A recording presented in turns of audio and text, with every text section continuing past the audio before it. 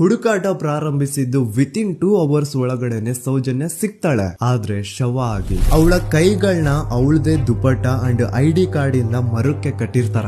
And most brutal part is ಅವಳ ಯೋನಿ, ಅವಳ ಏನಿತ್ತ ಅದ್ರ ಒಳಗಡೆ 6 ಇಂಚ್ ಮಣ್ಣು ತುಂಬಿರ್ತಾರ. ಓ ಬಿಡಪ್ಪ, ನಮ್ ಪೊಲೀಸ್ ಅವ್ರಿಗೆ ತಮ್ಮ ಡ್ಯೂಟಿ ಮೇಲೆ ಎಷ್ಟೊಂದು ನಿಷ್ಠೆ ಇದೆ, ಒಂದೇ ದಿನದಲ್ಲಿ ಆರೋಪಿನ ಹಿಡಿದ್ಬಿಟ್ರಲ್ಲ ಅಂತ ಪೊಲೀಸ್ ಅವ್ರ ಮೇಲೆ ಫುಲ್ ಒಂಥರ ಹೊಗಳ್ತಾ ಇರ್ತಾರೆ.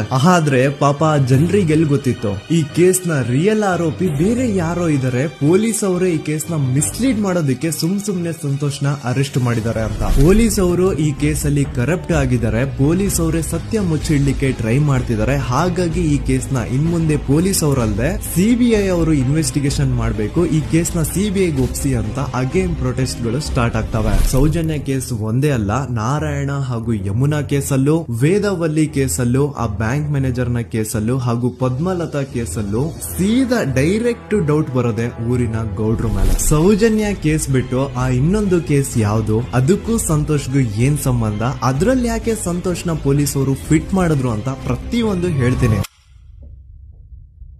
ನಾನು ಈ ಚಾನೆಲ್ ನ ಸ್ಟಾರ್ಟ್ ಮಾಡಿದಾಗಿಂದ one of the most requested video ಬಂದು ಸೌಜನ್ಯ ಕೇಸ್ ಬಗ್ಗೆ. ಸರಿ, ನಮ್ ದೂತ ಸಭೆಯ ಪ್ರಜೆಗಳು ಇಷ್ಟೊಂದು ಕೇಳ್ತಿದಾರಲ್ಲ, ಈ ಒಂದು ಕೇಸ್ ಬಗ್ಗೆ ವಿಡಿಯೋ ಮಾಡುವ ಅಂತ ಸೌಜನ್ಯ ಕೇಸ್ ಬಗ್ಗೆ ನಾನು ರಿಸರ್ಚ್ ಸ್ಟಾರ್ಟ್ ಮಾಡಿದೆ. ಅಂಡ್ ಟ್ರಸ್ಟ್ ಮಿ, ಎಷ್ಟೊಂದು ಕಾಂಪ್ಲೆಕ್ಸ್ ಈ ಒಂದು ಕೇಸ್ ಇದೆ ಅಂತಂದ್ರೆ ನನ್ ತಲೆನೇ ಕೆಟ್ಬಿಡ್ತು. ಬಟ್ ಡೋಂಟ್ ವರಿ, ನಿಮ್ಗಂತೂ ಪ್ರತಿ ಒಂದನ್ನ ತುಂಬಾ ಸಿಂಪಲ್ ಆಗಿ ಅರ್ಥ ಮಾಡಿಸ್ತೇನೆ. ಅನ್ಕೊಳ್ಳಿ, ಒಂದು ಊರು, ಆ ಊರಲ್ಲಿ ಒಂದು ಗೌಡ್ರ ಕುಟುಂಬ ಇದೆ. ಅಂಡ್ ಆ ಗೌಡ್ರ ಕುಟುಂಬ ತುಂಬಾನೇ ಪವರ್ಫುಲ್, ಲೈಕ್ ನಾವು ಮೂವೀಸ್ ಅಲ್ಲಿ ನೋಡ್ತೀವಲ್ಲ ಹಂಗೆ. ಸೊ ಗೌಡ್ರ ಊರು ಬಂದು ಧರ್ಮಸ್ಥಳ ಅಂತ. ಆ ಒಂದು ಊರಲ್ಲಿ ಇವ್ರಿಗೆ ಸಖತ್ ಕಂಟ್ರೋಲ್ ಇರುತ್ತೆ. ಈವನ್ ಅದೇ ಒಂದು ರೀಜನ್ ಅಲ್ಲಿ ಇರುವಂತಹ ಒಂದು ತುಂಬಾನೇ ಪಾಪ್ಯುಲರ್ ದೇವಸ್ಥಾನನು ಸಹ ಇವರೇ ಕಂಟ್ರೋಲ್ ಮಾಡ್ತಿರ್ತಾರ. ಆ ಒಂದು ದೇವಸ್ಥಾನ ಇಂದ ಈ ಗೌಡ್ರ ಕುಟುಂಬಕ್ಕೆ ಎಷ್ಟೊಂದು ದುಡ್ಡು ಬರ್ತಾ ಇರುತ್ತೆ ಅಂತಂದ್ರೆ, ಅದೇ ದುಡ್ಡಲ್ಲಿ ಇವರು ಬೇಜನ್ ಪ್ರೈವೇಟ್ ಪ್ರೈಮರಿ ಅಂಡ್ ಹೈಸ್ಕೂಲ್ಸ್ ನ ಸ್ಥಾಪನೆ ಮಾಡಿರ್ತಾರೆ, ಬೇಜನ್ ಪ್ರೈವೇಟ್ ಮೆಡಿಕಲ್ ಕಾಲೇಜಸ್ ಇರ್ತವೆ, ಅಂಡ್ ಬೇಜನ್ ಪ್ರೈವೇಟ್ ದೊಡ್ಡ ದೊಡ್ಡ ಹಾಸ್ಪಿಟಲ್ಸ್ ಇರ್ತವೆ. ಒಟ್ಟಲ್ಲಿ ಹೇಳ್ಬೇಕು ಅಂತಂದ್ರೆ ದುಡ್ಡಿನ ಸುರಿಮಳೆ ಇವ್ರಿಗೆ. ನೋಡಿ, ನಮ್ಮ ಭಾರತ ದೇಶದಲ್ಲಿ ಒಂದು ಕಾನೂನಿದೆ, ದ ರಿಲಿಜಿಯಸ್ ಎಂಡೋಮೆಂಟ್ ಆಕ್ಟ್ 1863 ಅಂತ.